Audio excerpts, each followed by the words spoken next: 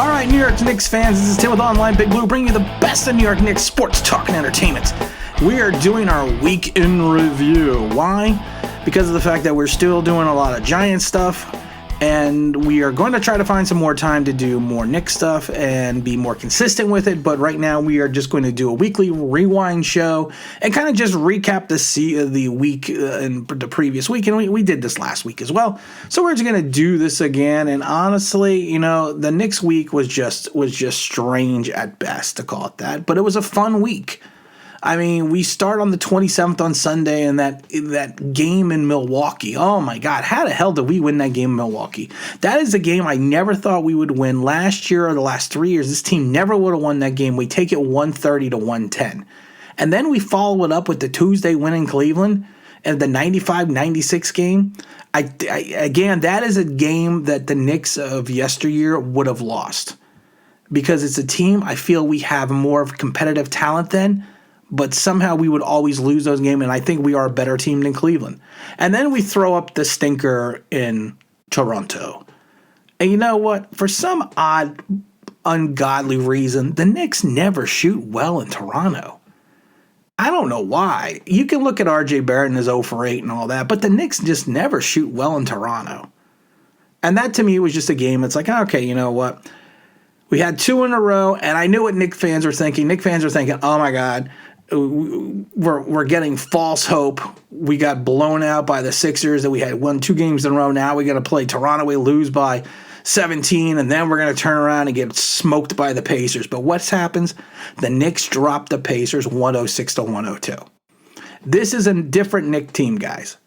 Tom Thibodeau has this team buying into his defensive philosophy, and he has a rotation of young players and young pieces that he can work with.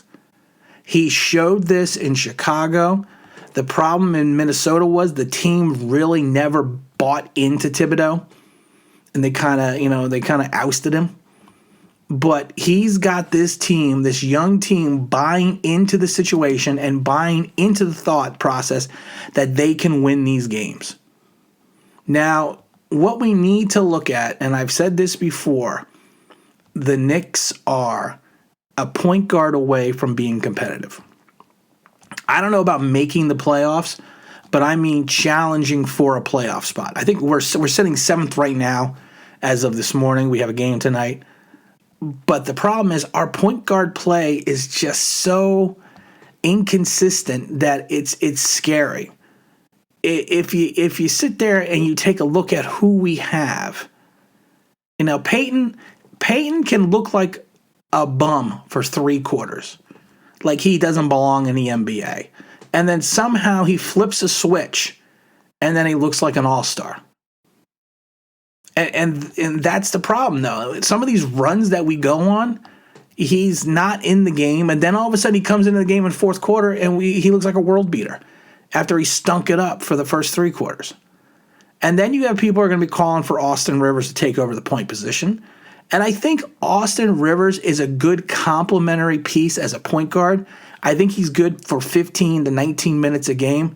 He's going to give you some points. He's going to distribute. Is he the best distributor? No.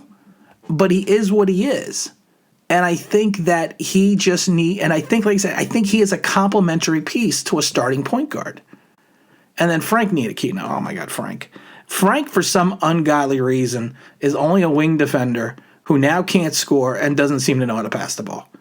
And then we got the injured Dennis Smith Jr. We all had high hopes for Dennis Smith when we got him in the Porzingis trade. But you know what? He has no trade value, and he just needs a new change of scenery. But like I said, we are a consistent point guard play away from being a daily competitive team, a game competitive team. Now, a lot of people are going to feel like they're going to need to move quickly into the point guard position. And honestly, if this was the Knicks team of the last couple of years, I would drop quickly in the point guard position and let him learn on the job. But he is going to be more consistent as a quasi point guard shooting guard. He's going to give you points in bunches. He's going to do a little Vinny Microwave Johnson for you here and there. But as a consistent point guard, he's just not there yet. And that's okay, because that's not one of the reasons why we draft him. We draft him because he's got a sweet shot. So we need to find a way to consistently tag in these point guard pieces. And I think Tibbs is just going to play the hot hand. And I think that's what rightfully he should do. Now, I think we have to address RJ Barrett's shooting woes in Toronto. You know what? And I said this before. You are going to live and die with Barrett. And what I mean by that is he's going to look like he's an all-star one game, and then all of a sudden he's going to have a poor shooting night. Because you know what? The kid is still young. He's barely played game. He had half a season last year, really an abridged training camp and no training and no real preseason games. And he had 4 preseason games. Well, I think it was 4. So he's gonna have an up and down swing, which is fine because he's still young and he's still learning the NBA. The good thing is he offers other things. He's still averaging 7 rebounds and 3.5 assists. I'd like to see his steals get up a little bit more. He's only averaging about 2 turnovers a game. And I think that's fine. And he is going to get better as the season progresses. We just need to be patient. And you know what? New York fans are anything but patient. But that's just what we're going to need to be with them. That's literally just what we're going to have to be with them. We are going to have to be patient.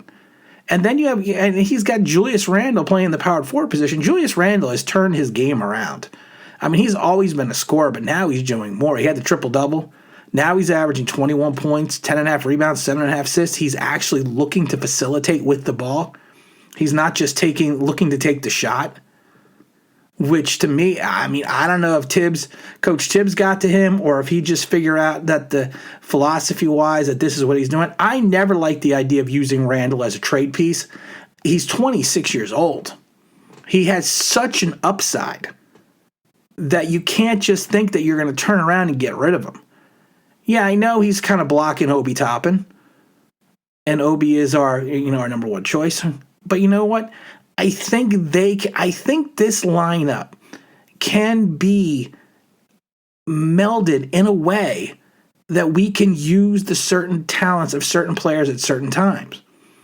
Mitchell Robinson, for example, to me is really starting to turn the corner. He's barely averaging under 9 points a game. He still has almost 8 rebounds a game. You know, he's very interesting again. He's averaging almost 2 blocks a game. He's playing that. He's giving us that defensive presence, and he's showing again that he has an offensive skill set. We just need to meld the talent around him, and I really think that's what Coach Tibbs is doing. And I'm very excited because even like Noel, like I said, I watched Noel for a couple years in Philadelphia because I've said it before. I shouldn't be embarrassed to say it, but I have floor seats to the Sixers. I'm there all the time. Well, I was there all the time. I was there through the whole build, the process. I used to love it because, honestly, it was funny that when they started winning, you have all these people that are coming to the game that are yelling, trust the process, trust the process. And I sit with this guy that's been there for like 30-something years, and he looks at me and goes, where were these guys 5 years ago when we were winning 17 games a year? Where were they then? How come they didn't trust the process until they started winning? The good thing about Knicks fans, and I always loved it about Knicks fans, we show up no matter what. Yes, it's more, in some ways, recently in the last couple of years, it's becoming more of a tourist destination to see the Knicks. But the Knicks fan has been consistent. It reminds me in some ways of the old-time Giant fans from the 80s. In the 70s and 80s. No matter what, we showed up. And that's what we're doing with the Knicks. And I think if the Knicks can have another good week, and like I said, start getting some consistent point guard play, I think I just have this feeling that we are a team that can turn around and start winning some games. We already are winning some games, but I mean consistently win games. We need to get Burks back. We need to get him rolling. We need to get Obi back. And once we have that, you know what's even funny? Even Kevin Knox. Kevin Knox has even been playing better. And I love Kevin Knox, but you know what? The last 2 years I watched him, and I have seats that are underneath the basket in the corner by the visiting team bench. So I get a pretty close view. It's interesting with Kevin, he used to stand around a lot. You would watch him on offense, and he would stand in the corner a lot. I even yelled at him last year. I said, run around. Move. But that was his offensive set. And that's what he even said to me once. I'm doing what I'm told to do. Now he's got movement. He's fluid. He's actually moving around the court well. I'm just excited to see where this team goes over the next 2 weeks. I think these 2 weeks will be a good litmus test. And I think the Giants, I think the Knicks are going to prove some people wrong. And I think they're going to play well enough to keep being competitive for a 7th or 8th seed. And again, this is Tim with Online Big Blue, bringing the best in New York Knicks sports talk and entertainment. And as always, if you can subscribe, if you can ring that bell, I think you know what that means. That'd be awesome.